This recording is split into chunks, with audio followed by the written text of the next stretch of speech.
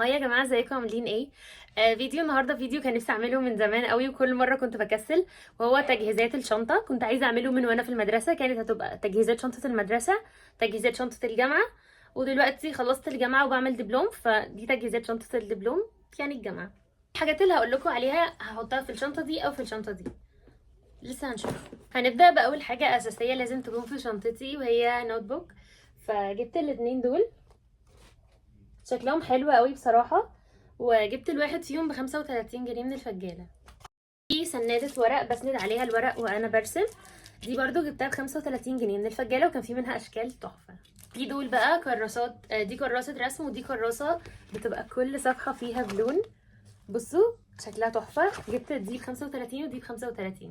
وعشان انا بدرس الفاشن ديزايننج واللبس والباترون وكل الحاجات دي، فجبت الكشكول ده كان اسمه كشكول تفصيل بنرسم عليه. كنت جايباه ب35 جنيه برضو من الفجالة. نيجي للي بعد كده. جبت دي بتكون زي، عارفين المزورة اللي بتقيسوا بيها المقاسات عشان تعملوا لبس؟ دي زيها بس بتكون كيرف كده، تقدروا تقيسوا بيها حاجة مدورة. وجبت دي هقدر اشيل فيها الورق بتاعي او الرسومات عشان ما تتبهدلش، وكمان هي بسوستة ومقسومة من جوه الاتنين. جبت المساطر دي اسمها فرنش كيرف، وجبت دي مسطرة تبقى 60. وجبت كمان الدواير دي. بصوا جبت دي كمان، دي بتاعت لزق، بتكون بتقطع اللزق، يعني جواها هنا لزق بلاستر اللي هو الشفاف، ودي قطاعه فبقدر اقطع لو هاخد لزق بكل سهوله. ودي جبتها ب25 جنيه. لكم مش هنخلص من النوت بوك. بصوا دي شكلها بجد كان كيوت قوي، عليها دونت وكان في منها الوان واشكال مختلفه، بس انا عجبني ده اكتر شكل. دي جبتها ب21 جنيه. متفكروش ان احنا خلصنا من النوت بوكس عشان مش هنخلص. جبت دي برضو كان سعرها تقريبا 75 جنيه او 100. بجد شكلها كان تحفة، وفي منها اشكال كتير قوي حلوة برضو، وفيها زي استك من هنا. واخيرا جيت دور على المقلمة دي، برضو جبتها من الفجالة، وكل الحاجات اللي فيها جبتها من الفجالة. جبت ده كمان، ده اسمه كوريكتور. هو ده مش كوريكتور اللي احنا عارفينه، ده بيكون قلم بيلزق. ده شكله بجد حلو قوي، انا على طول كنت بشوفه في الفيديوهات وكان نفسي اجربه. جبته تقريبا كان يا 25 يا 45 برضو. والستيكي نوتس دي جبتها الوان مختلفه، كانت صغيره كده، وطبعا في منها كتير قوي انواع مختلفه. فجبت دي كان سعرها تقريبا 25 او كان سعرها 45. كمان جبت الاستيكه دي كانوا طالبينها، اللي هي بتبقى فابريك كاسل، دي نوع كويس قوي بتمسح كويس. وجبت بقى دي شكلها كيوت قوي على شكل سليبر، كانوا اتنين مع بعض تقريبا ب35. جبت البرايه دي اللي هي بيفضل البري جواها، فاهمين قصدي؟ ما بتحتاجوش ان انتوا كل شويه تفضوها، لان هي بتبقى جواها مساحه تقدروا تحطوا فيها البري وترموها في اي وقت. دي جبتها كان سعرها 25 جنيه، وكان في منها الوان كتير. اول حاجه معانا هتكون الاقلام الرصاص، دي جبت اتش بي و2 بي. نيجي للمقلمه التانية، لان مقلمه واحده اكيد مش هتكفي، وفي مقلمه تالتة بس فيها الوان، فدي عادي هوريها لكم برضو. فهنيجي للمقلمه دي بقى، وده القلم السنون بتاعي، شكله كيوت قوي كده عليه كريزه. ده معايا بقاله حبه بصراحه، انا بحبه قوي. وكمان دي السنون بتاعته. وانا اكتر حاجه بحب اكتب بيها بتكون الاقلام الجل، فجبت الثلاث اقلام دول، اسود وازرق واحمر. كل دي اقلام جل، دي الاشكال بتاعتها. كده كده انا بخلي دي لو انا بحب الشكل ده اكتر حاجه، فلما القلم اللي جواها بيخلص بشيل بس الانبوبه بتاعه الحبر وبحط واحده غيرها، فبقدر استخدمها اكتر من مره. في كمان ده، بصوا دي الاشكال بتاعتهم كيوت قوي. نسيت اوريكم بقيه الاساتيك، دي برضو استيكه، ودي كمان استيكه، ودي استيكه.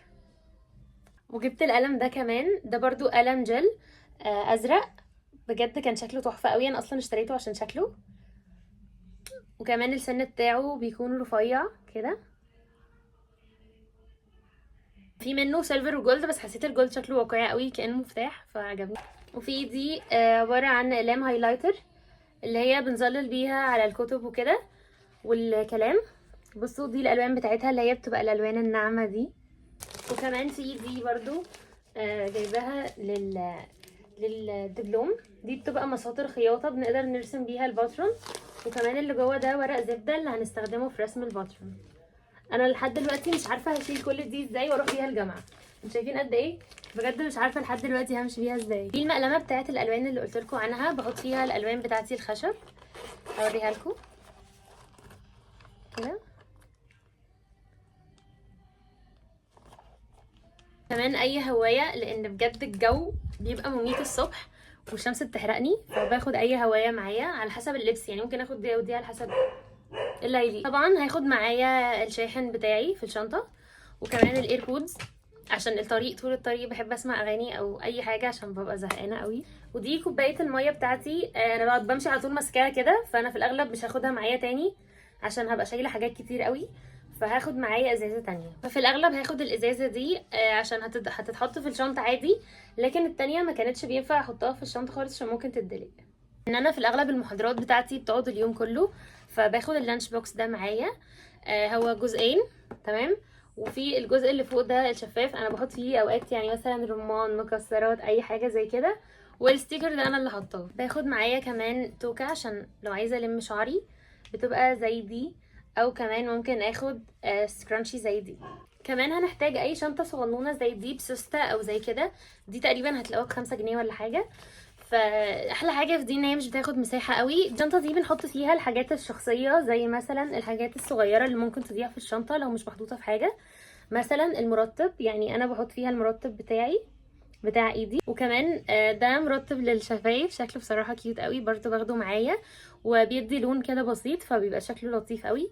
وكمان لو عايزين روج او اي ميك اب فبنحطه في شنطه صغيره. الشنطه دي بتنفع قوي عشان الحاجه بتاعتكم ما تضيعش وتعرفوا تلاقوها بكل سهوله. ونيجي للي بعد كده، بحب دايما يكون معايا اي نوع لبان او حاجه مسكره عشان في اي وقت ضغط او حاجه اعرف الحق نفسي باي حاجه. وفي دي المحفظه، دي بقى بحط فيها مثلا بطاقتي وفلوسي والفيزا واي حاجه هحتاجها. وحاجه بجد بنصحكم بيها ان انتوا تاخدوا معاكم اي ازازه برفيوم في الشنطه، خصوصا لو هتقعدوا اليوم كله في الجامعه، هتساعدكم جدا. ولازم يكون معانا في الشنطه وايبس او تيشو كمان، وكحول او معقم للايد عشان اي وقت عايزين ناكل ما نضطرش ان احنا لسه هنروح نغسل ايدينا، بس طبعا نغسل ايدينا احسن. فباخد دي معايا. عايزه اوريكم دي قد ايه، هي تقريبا كانت 3 متر، فدي برضو هحتاجها في الدبلوم. جبت دي كمان، دي هي برضو اسمها مزورة، دي بنقيس بيها مقاسات الجسم عشان لو هنفصل لها حاجة. فجبت دي كمان بس دي اصغر شوية. كمان هاخد معايا المقصات دي مقصات مخصوصة للورق.